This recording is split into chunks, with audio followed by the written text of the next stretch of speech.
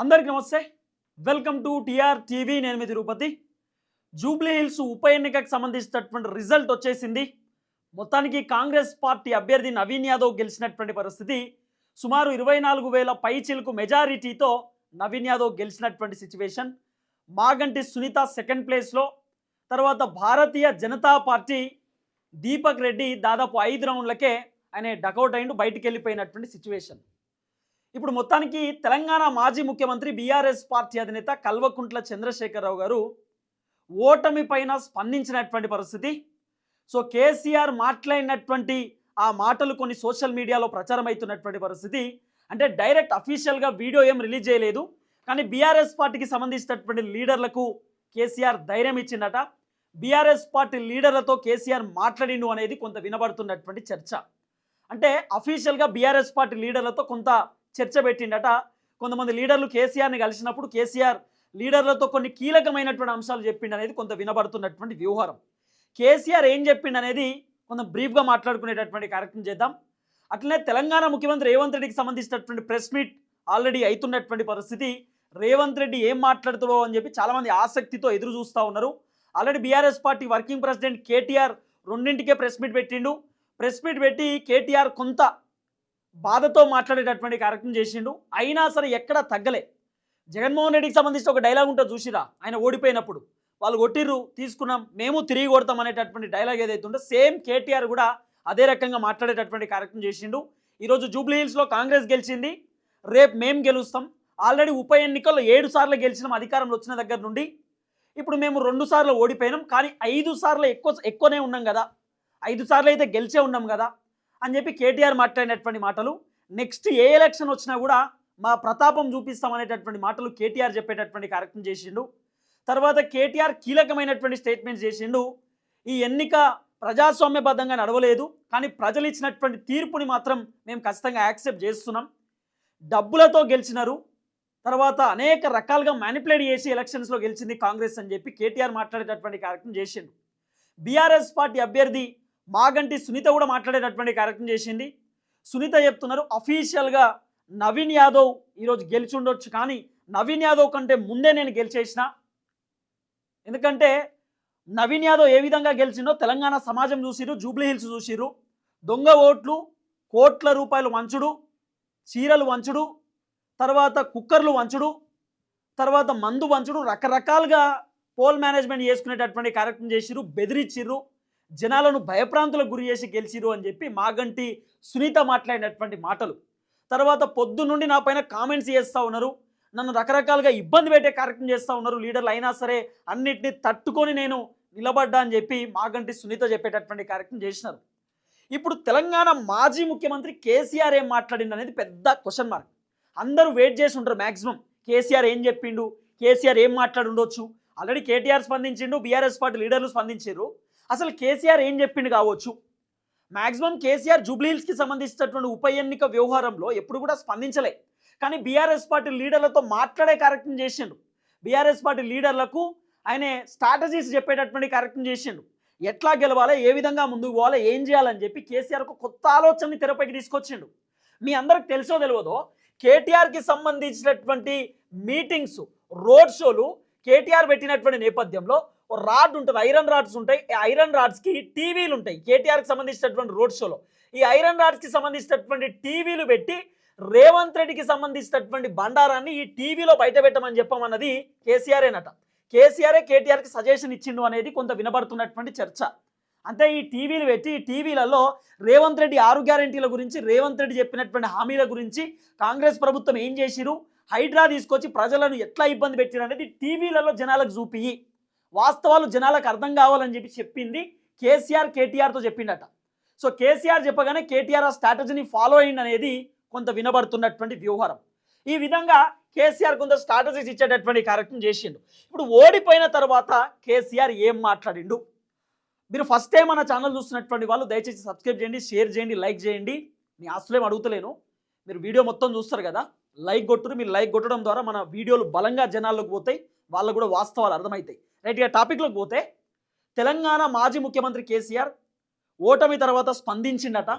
ఏం మాట్లాడిండు కేసీఆర్కి సంబంధించిన వ్యవహారం మనం చూసుకుంటే, ఓటమి మనకి కొత్త కాదు, మనం పార్టీ పెట్టినప్పుడు రకరకాలుగా మనల్ని విమర్శించారు, మనం పార్టీ స్థాపించినప్పుడు రకరకాలుగా మన పైన ఇబ్బందులు చేసిరు, దాడులు చేసిరు, రకరకాలుగా మాట్లాడిరు. అన్నిటినీ తట్టుకొని బయటకు వచ్చినాం. ఇప్పుడు ఈ ఓటమితో కుంగిపోవద్దు, ఈ ఓటమితో ఎవరు భయపడవద్దు, ఇబ్బంది పడవద్దు. కష్టపడినటువంటి ప్రతి కార్యకర్తను గుర్తిస్తాం, మేము కార్యకర్తని కాపాడుకుంటాం. మీరెవరు అధైర్యపడొద్దు, ఎవరు బాధపడొద్దు. మళ్ళీ లెగుద్దాం, గట్టిగా పోరాటం చేద్దాం. పోరాటం చేయడమే మన పార్టీకి సంబంధించిన ఎజెండా. పోరాటంతో అధికారంలోకి వచ్చినాం, పోరాటంలో మన తెలంగాణను మనం సాధించినాం.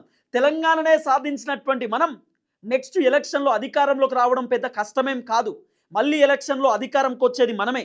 ఎవరు భయపడొద్దు, ఎవరు ఇబ్బంది పడొద్దు అని చెప్తూనే ఇంకే మాట ఏం చెప్పినట్టే కేసీఆర్ అంటే, ఈ జూబ్లీ హిల్స్ ఉప ఎన్నిక ప్రజాస్వామ్యబద్ధంగా జరిగినటువంటి ఎన్నిక కాదు.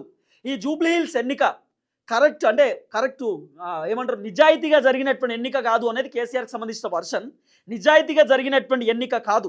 ఈ ఎన్నికలో డబ్బులు, ఈ ఎన్నికలో ప్రలోభాలు, ఈ ఎన్నికలో భయప్రాంతులు, ఈ ఎన్నికలో ఇబ్బందులు, అనేకమైనటువంటి వ్యవహారాలతో ఈ ఎన్నిక జరిగింది. ఈ ఎన్నిక సరైనటువంటి ఎన్నిక కాదు. అసలు ఈ ఎన్నికను చూస్తుంటే ఎప్పుడు కూడా ఇలాంటి ఎన్నిక జరగలేదని అనిపిస్తున్నది. ఇది కేసీఆర్కి సంబంధించినటువంటి వర్షన్. అంటే కాంగ్రెస్ వాళ్ళు డబ్బులు పంచి, కాంగ్రెస్ వాళ్ళు రకరకాలుగా జనాలను ఇబ్బంది పెట్టి భయప్రాంతులకు గురి చేసి ఓట్లు వేయించుకున్నారు. దీంట్లో దొంగ ఓట్లున్నాయి, డబ్బులున్నాయి, విచ్చలవిడిగా అనేక రకాలుగా వీళ్ళు బెదిరింపులకు గురి చేసిరు. అధికారులు కూడా కంప్లీట్గా కాంగ్రెస్ వాళ్ళకు సరెండర్ అయి పనిచేసిరు అనేది కేసీఆర్కి సంబంధించినటువంటి వర్షన్. తర్వాత ఇంకేం చెప్తున్నాడు అంటే, ఈ ఎన్నిక అంటే ఈ జూబ్లీ హిల్స్కి సంబంధించిన ఉప ఎన్నిక రకరకాల ప్రలోభాలు. ఈ జూబ్లీ హిల్స్ ఉప ఎన్నికపై అంటే ఈ జూబ్లీ హిల్స్ ఉప ఎన్నికలో పోటీ చేసినటువంటి మా అభ్యర్థిపై రకరకాల దాడులు, రకరకాల విమర్శలు, రకరకాల కుట్రలు. ఎట్లా చెప్పిండు కేసీఆర్ అంటే, ఇప్పుడు మాగంటి సునీత పోటీ చేసింది. మాగంటి సునీత పోటీ చేసినటువంటి తెల్లారే అంటే టికెట్ ఇచ్చిన తర్వాత నెల రోజులు మంచిగానే ఏమో ప్రచారం చేసింది. ఇక 11వ తారీఖు పోలింగ్ కంటే 2-3 రోజుల ముందు మాగంటి గోపీనాథ్ వాళ్ళ మొదటి భార్య వచ్చి ప్రెస్ మీట్ పెడుతుంది.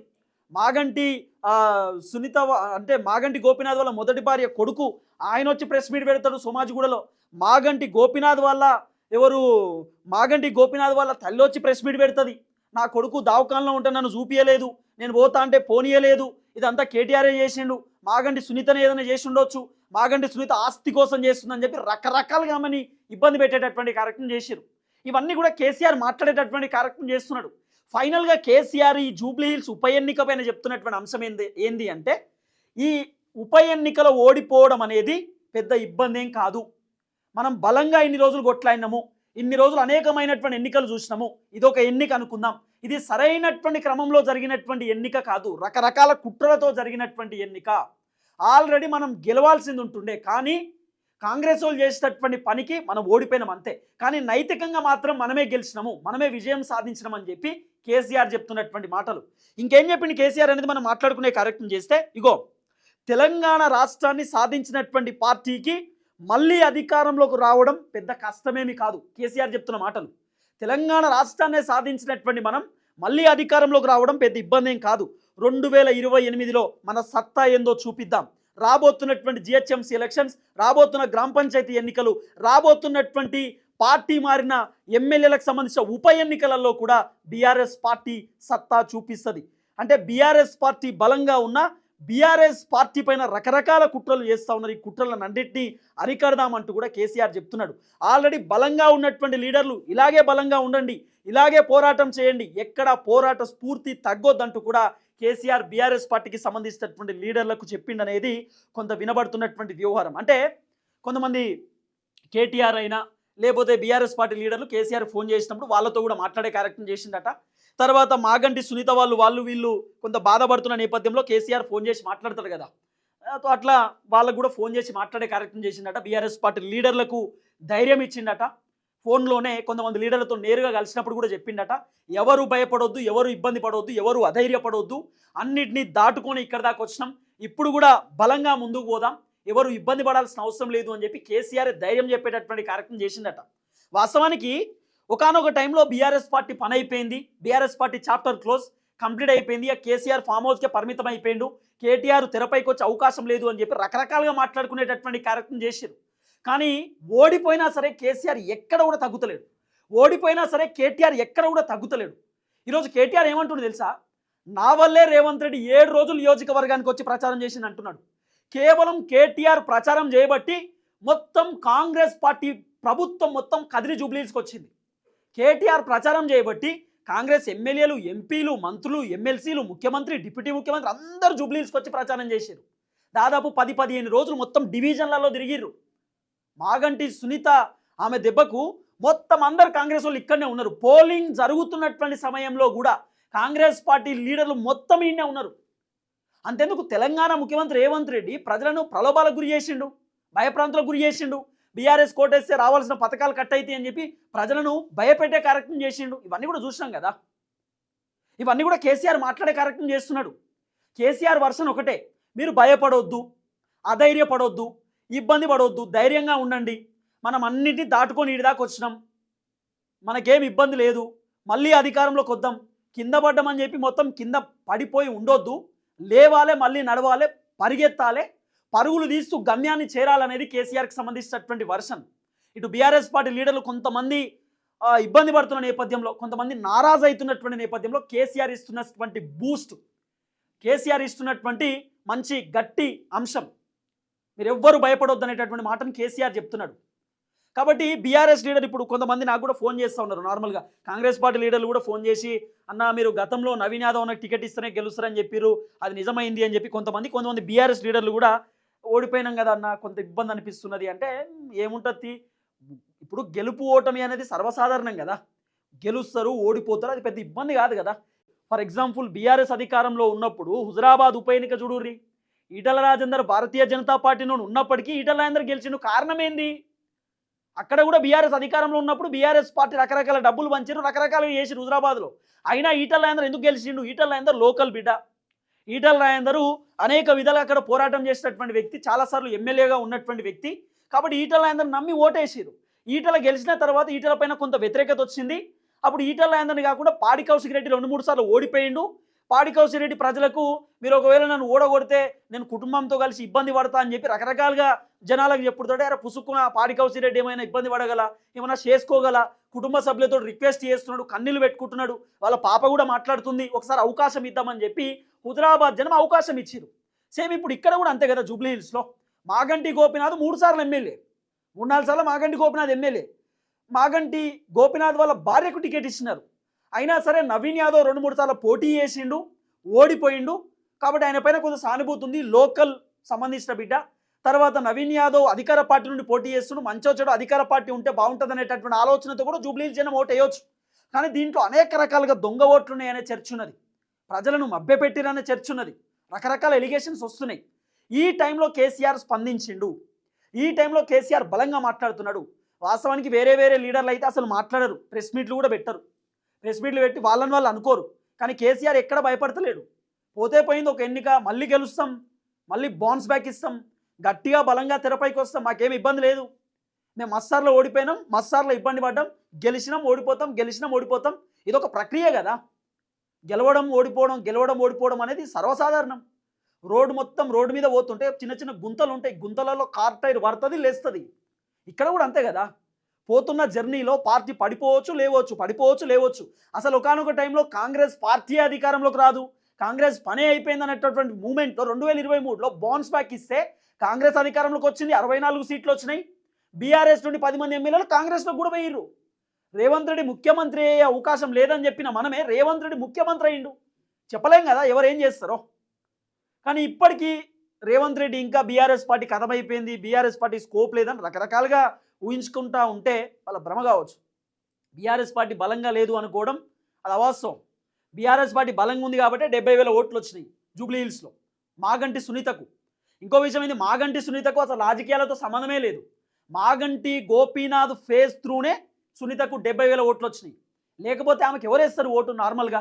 మాగంటి సునీతకు ఏం అవసరం రాజకీయాలకు? సునీత హౌస్ వైఫ్, ఇంటికాడ ఉండాల్సినటువంటి వ్యక్తి, ఇంట్లోనే ఉంటుంది, ఇంట్లో వ్యవహారాలు ఏమైనా చూసుకుంటే, ఏమైనా బిజినెస్ ఉంటే చూసుకుంటుంది, రాజకీయాలకు సంబంధం లేదు కదా.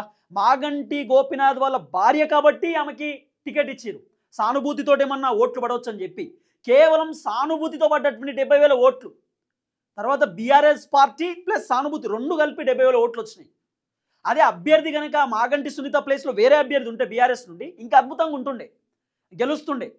కానీ ఈమె మహిళ అయిపోయింది.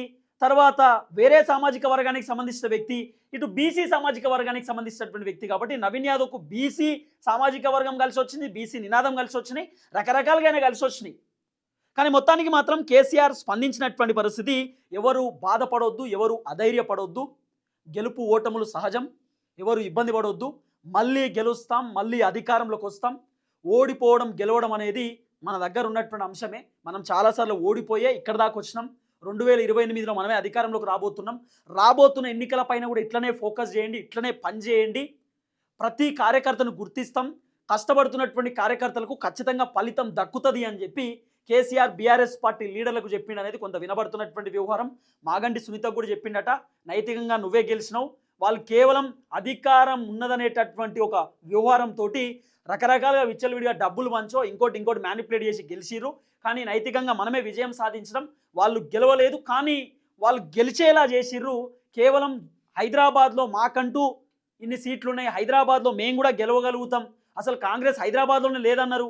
అలాంటి హైదరాబాద్లో కంటోన్మెంట్లో గెలిచినాం, ఇక్కడ జూబ్లీ హిల్స్లో గెలిచినాం, కాంగ్రెస్ కూడా హైదరాబాద్లో పవర్ ఉంది అని చెప్పుకోవడానికి రకరకాల ప్రయత్నాలు చేసిరు తప్ప అంతకుమించి ఏమీ లేదు అనేటటువంటి అంశాన్ని కూడా కేసీఆర్ బీఆర్ఎస్ పార్టీ లీడర్లకు చెప్పిండు అనేది కొంత వినబడుతున్నటువంటి వ్యవహారం.